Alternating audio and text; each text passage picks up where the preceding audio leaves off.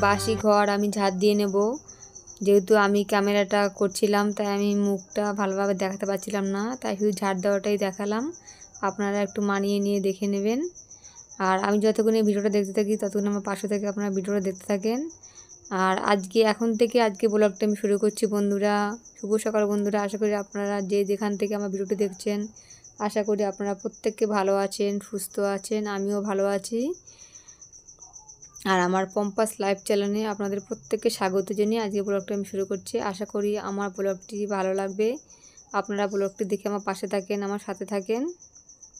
ছিল কারণ মেয়ে পড়তে যাবে, বর মেয়েকে দিতে যাবে, তাই বাসি ঘরে তো বেরোনো যাবে না, বাসি ঘরে বেরোনো ভালো না। তাই আমি তাড়াহুড়া করছিলাম, তাড়াতাড়ি করে ঝাড় দিয়ে নিচ্ছিলাম। তাই সেভাবে ভিডিওটা করতে পারিনি, যেরকম পেরেছি সেরকম করে কোনো রকম করে করেছি। আর সকাল থেকে জানেন তো সেভাবে ভিডিও আমি শেয়ার করতে পারি না, কারণ সকাল থেকে প্রচণ্ড কাজের চাপ থাকে। মেয়ে স্কুলে যাবে, মেয়েকে টিফিন করে দিতে হয় টাইমের মধ্যে। মেয়ে খেয়ে যাবে স্কুলে, আবার টিফিন নিয়ে যাবে, তাই সেভাবে ভিডিওটা দিতে পারি না। তাই যেইটুকু আমি ভিডিও পেরেছি আপনাদের সঙ্গে শেয়ার করলাম ভিডিওটি যদি বন্ধুরা আপনাদের একটু ভালো লেগে থাকে তাহলে লাইক, কমেন্ট আর বন্ধুদের সাথে শেয়ার করবেন। আশা করি আপনাদের ভিডিওটি ভালো লাগবে।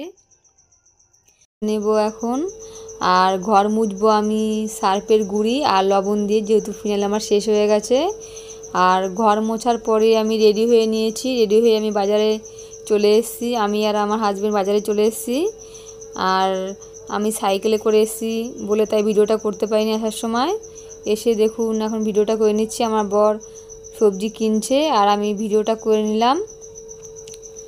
আর দেখুন এখানে কত ভিড়। আর এখানে জানুন তো আমরা সবসময় এখান থেকেই বাজার করি, যেহেতু একটু কমে পাওয়া যায়। কিন্তু এবছর সেরকম দাম কমেনি, দাম সে একই। শীতের সিজন চলে এসছে কিন্তু এখনও দাম কমেনি, সবজির চড়া দাম। এখানে দেখুন বন্ধুরা বেশি সবজি হয়নি, 400 টাকার বাজার দেখে এখানে মনে হয় যেখানে 400 টাকার বাজার। আর আদা, রসুন, পেঁয়াজ, আলুতেই জানেন তো 200 টাকা লেগে গেছে। আর 200 টাকা এনেছি সবজি। এখানে এনেছি উচ্ছে, পালং শাক আর লাউ, বেগুন, লঙ্কা, আর এনেছি সর্ষে শাক। আর মেয়ে ভালো খায় পানি ফল, তাই পানি ফল। এবার রান্না করে চান দান করে নিয়েছি। বাজারগুলো সব গুছানোর পরে রান্নাবান্না করে চান দান করে পুজো দিয়ে পুরো সরাসরি চলে এসেছি রান্নায়। আর বর চিকেন এনেছিল আবার এসে বাড়িতে এসে, তাই চিকেন রান্না করলাম। আর মুগ ডাল করেছি, আর তার সাথে করেছি পটল ভাজা। আগে ফ্রিজে পটল ছিল, পটল ভাজা করেছি। আর চিকেন আমার জন্য আমার হাজব্যান্ড লেগ পিস নিয়ে এসছে, লেগ পিস। আর ওদের জন্য মেয়ে আর বর খায় সলিড মাংস, তাই ওদের জন্য সলিড করেছি। আর রান্না বান্না হয়ে যাওয়ার পরে আমার হাতে অনেকটাই সময় ছিল, যেহেতু বর খেতে আসবে একটু দেরি হবে, মেয়ে স্কুলে গেছে, তাই আমি একা একা খাবো ভালো লাগে না। তাই ভাবছি বর আসলে একসাথে খাবো। তাই ভাবছি ততক্ষণে আমার হাতে সময় আছে, আমি ততক্ষণে বসে না থেকে আমি ফ্রিজটা মুছে নিই। ফ্রিজে কিছু সবজি ছিল ওগুলো বের করে নিলাম, আর হালকা নোংরা হয়েছিল, তাই ভাবছি ফ্রিজটা একটু পরিষ্কার করে নিই, তাহলে ডিপ ক্লিনের দরকার হয় না। মাঝে মধ্যে যদি একটু ফ্রিজটা পরিষ্কার করে নিই, তাই ভাবছি আজকে ফ্রিজটা একটু পরিষ্কার করে নিই। আমার ফ্রিজ সেরকম একটা বেশ নোংরা হয় না, আমি 2-3 দিন অন্তর অন্তর ফ্রিজটাকে ক্লিন করে নিই, তাই সেরকম একটা নোংরা হয়নি আমার। তাও আমি পরিষ্কার করে নিলাম, তাহলে আবার কদিন চলে যাবে, 2-3 দিন বাদে আবার করলে হবে, তাই ভাবছিলাম একটু পরিষ্কার করে নিই। তাই আমি একটুখানি সার্ফের গুঁড়ি জলের মধ্যে নিয়ে নিলাম, নিয়ে এবার ফ্রিজটাকে ভালো করে ঘষে নিলাম, ঘষে নিয়ে পরিষ্কার করে নিচ্ছিলাম। আর দেখুন ফ্রিজটা প্রায় আমার পরিষ্কার হয়ে গেছে। দেখুন ফ্রিজটা কত সুন্দর লাগছে দেখতে, এখনই মনে হচ্ছে পুরো চকচকে লাগছে। এরপরে আমি আরও একবার ক্লিন করে নেব। এখন ভালোভাবে সার্ফের গুঁড়ি দিয়ে ভালোভাবে ঘষে আগে একটু পরিষ্কার করে নেব। তারপরে আমি এই জলটা পাল্টে আবার একটু জল পাল্টে নিয়েছিলাম, আবার ন্যাকড়া দিয়ে ভালো করে ক্লিন করে নিয়েছিলাম। আর তারপরে আমি যেই র্যাকগুলো আমার নোংরা হয়েছিল, যেখানে সবজি রাখি, মাছের ট্রেটা, এগুলো কিছু কিছু ডিম রাখি, এগুলো ধুয়ে নিলাম। ধুয়ে এবার জল ঝরার জন্য আমি রেখে দেব।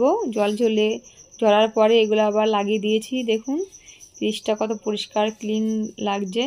এবার জলটা একটু টানলে ফ্রিজটা চালিয়ে দেবো আমি। জলটা একটু টানলে ফ্রিজ ধরে, তারপরে আমি ফ্রিজের সবজিগুলো সব যেগুলো এনেছি আর আগে যেগুলো ছিল বাইরে রেখেছি ওগুলো সব ঢুকিয়ে দেবো ফ্রিজের মধ্যে। এমন আপনারা মাঝে মাঝে 2-1 দিন বাদে এবং ফ্রিজটা একটু ক্লিন করে নেবেন। দেখবেন আপনাদের ডিপ ক্লিন করতে হবে না ফ্রিজ। আর ফ্রিজের ম্যাটটা দেখুন, আমি ফ্রিজের মধ্যে যে টেবিলের ম্যাটগুলো থাকে ওগুলো আমি পেতে দিলাম ফ্রিজের মধ্যে। এগুলো দিলে নোংরাটা কম হয়। আমার এগুলো একটু মুছে নিলে, ধুয়ে নিলে মাঝে মধ্যে হয়ে যায়, তাহলে আর সব র্যাকগুলো খুলে পরিষ্কার করতে হয় না। পরে প্রায় অনেকটা সময় পার হয়ে গেল, এখন আমি সন্ধে দিয়ে নিয়েছি, সন্ধেবেলা। শুভ সন্ধ্যা বন্ধুরা। আর আপনাদের কাঁধে কাঁধে সন্ধ্যা দেওয়া হয়ে গেছে, আমি এখন সবে সন্ধ্যা দিয়ে নিলাম। আর বিশেষ কিছু আমি রান্না করিনি, রাতেরবেলা শুধু রুটি করেছি, আর দুপুরে মাংস ছিল, মাংস দিয়ে রুটি খেয়ে নেব। আর খাওয়াটা আপনাদের সঙ্গে শেয়ার করলাম না, সব যদি শেয়ার করি তাহলে ভিডিওটা অনেকটাই বড় হয়ে যাবে। আর আজকে ব্লগটি আমি এখানে শেষ করছি। আশা করি আপনারা আমার ভিডিওটি দেখবেন, আমার পাশে থাকবেন, আমার সাথে থাকবেন। আশা করি আপনাদের ভিডিওটি ভালো লাগবে। আর আরও একটি নতুন ব্লগে আবার আপনাদের সাথে আমার দেখা হবে। আপনারা প্রত্যেকে ভালো থাকবেন, সুস্থ থাকবেন। শুভরাত্রি বন্ধুরা।